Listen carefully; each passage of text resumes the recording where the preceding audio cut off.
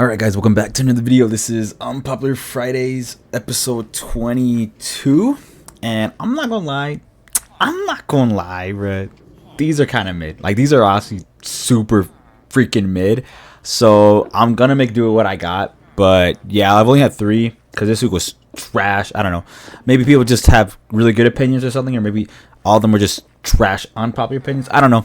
But yeah, let's get right into it. So the first one is, everyday cars should not be designed to exceed 100 miles per hour. I mean, seriously, think about it. If the highest speed limit in most places is 75 to 85 miles per hour, then why would we need the capability? I understand that the engine is designed to be capable of going through high speeds because then it puts less strain on the engine. At lower speeds, it improves engine health, but there should be a safety design where, despite the ability, cruise control just kind of kicks in at 80 to 90, with the exception to first responders, emergency, and racetrack vehicles.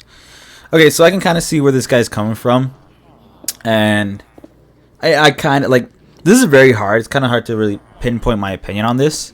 I will say this. I don't mind if a car goes over 100 miles per hour. I don't mind that. What I do mind is when a car goes over, like, 80 or 90 in a public area, public school zone and all that stuff. Because me, I like to speed during, like, near elementary schools. You know, I go like maybe 80, 90. No, I was kidding.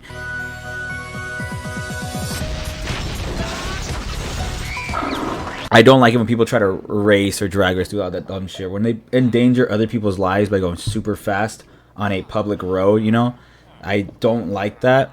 In Japan, also, one thing too, this is just to US. Obviously, this is talking about US. It's not talking about, you know, the Autobahn in Germany, which is fucking amazing. That stuff is super cool.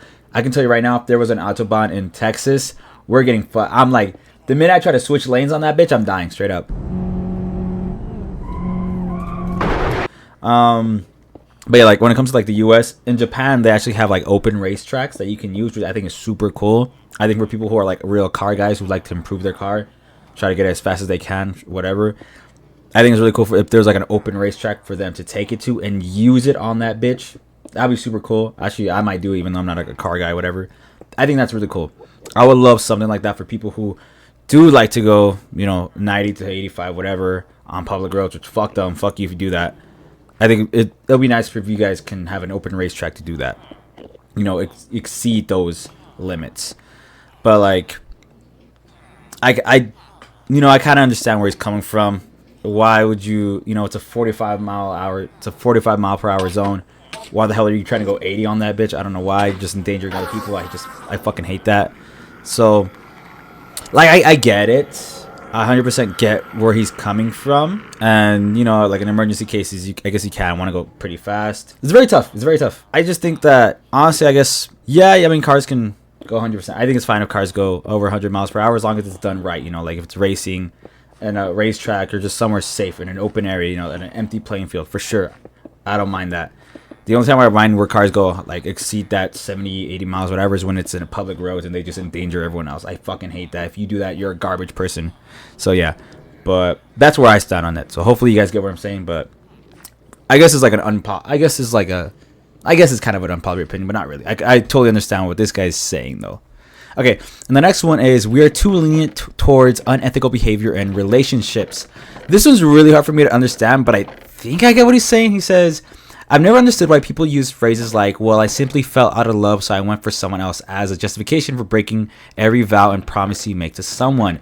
Many people are not understanding what I was trying to say, as part of that is on me. I'm going to try to clarify it with simplicity.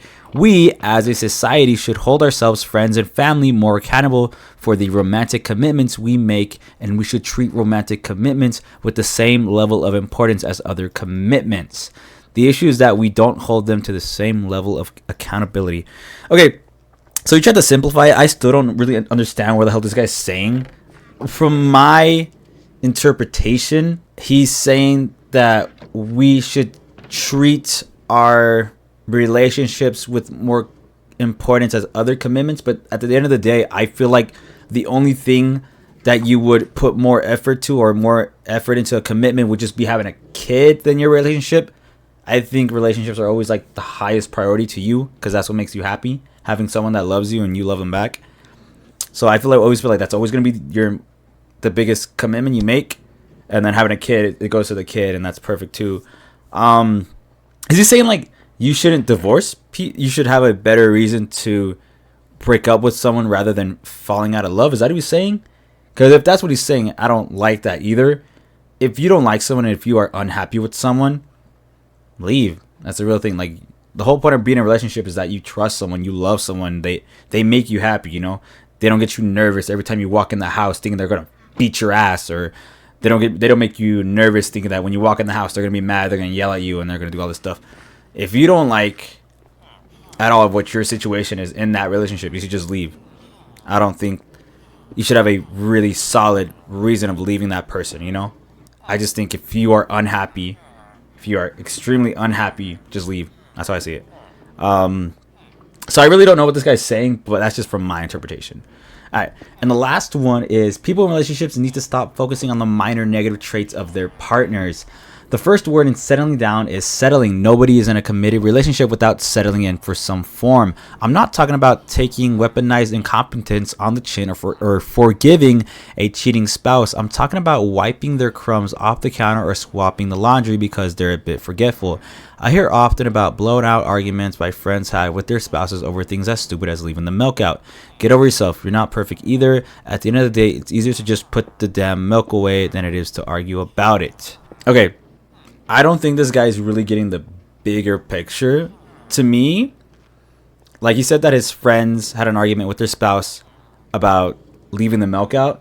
I definitely don't think that spouse got mad at their husband, whatever, because he left the milk out. I think that relationship is already falling because I think it's just another domino into the effect of an ending relationship. If you don't like being with someone, or if someone starts annoying you, like you start getting mad at them, or you start to dislike them, everything you do is just make you dislike them even more. You start looking for it.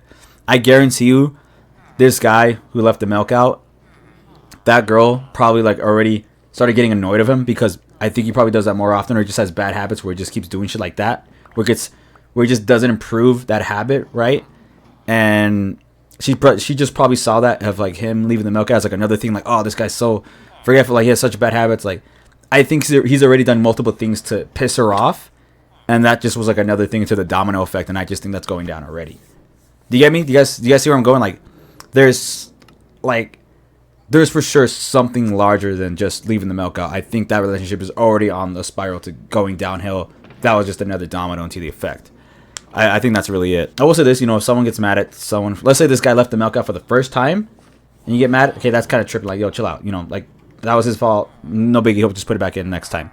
But if that person keeps leaving the milk out, he started getting annoyed, and then there's probably like other bad habits that he does, which is, not improving on himself.